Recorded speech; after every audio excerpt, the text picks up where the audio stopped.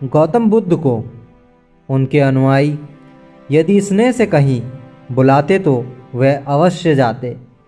फिर जब बुद्ध पहुँचते तो श्रोताओं की भारी भीड़ उमड़ पड़ती। बुद्ध के वचनों में जो अमृत होता था उसका पान करना सभी को प्रतिकार लगता था। उनके उपदेशों में ऐसा कुछ अवश्य होता था जिससे गंभीर समस्याएं सुलझ जाती और कुछ न कुछ सार्थक भी प्राप्त होता। एक गरीब किसान गौतम बुद्ध का बहुत बड़ा भक्त था। एक दिन वह बुद्ध के पास आया और अपने गांव आने का आग्रह किया। गौतम बुद्ध ने उसका आग्रह स्वीकार किया। बुद्ध उसके गांव पहुँचे तो सारा गांव उन्हें देखने व सुनने के लिए उमड़ पड़ा, किंतु वह किसान नहीं आया। हुआ ये कि उसी दिन किसान के बैलों की जोड़ी कहीं खो गई थी। किसान इस दुविधा में रहा कि बुद्ध का प्रवचन सुने या अपने बैलों को खोजे।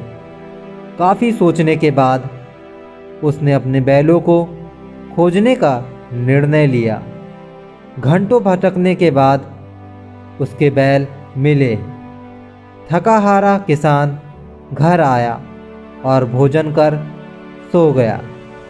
अगले दिन वह अति संकोच से क्षमा प्रार्थी बन बुद्ध के पास पहुंचा तो वे बड़े स्नेह से बोले, मेरी दृष्टि में ये किसान मेरा सच्चा अनुयायी है। इसने उपदेश से अधिक महत्व कर्म को दिया। यदि ये कल बैलों को ना ढूंढते हुए उपदेश सुनता तो मेरी बातें इसकी समझ में नहीं आती, क्योंकि मन बैलों में अटका रहता। इसने कर्म को महत्व देकर प्रशंसनीय काम किया है। कहानी का सार यह है कि हम जहाँ भी जिस भूमि में हो उसका ईमानदारी से निर्वाह करें। यही सच्ची आध्यात्मिकता है, क्योंकि प्रत्येक धर्म कर्म को ही सर्वोपरि महत्व देता है।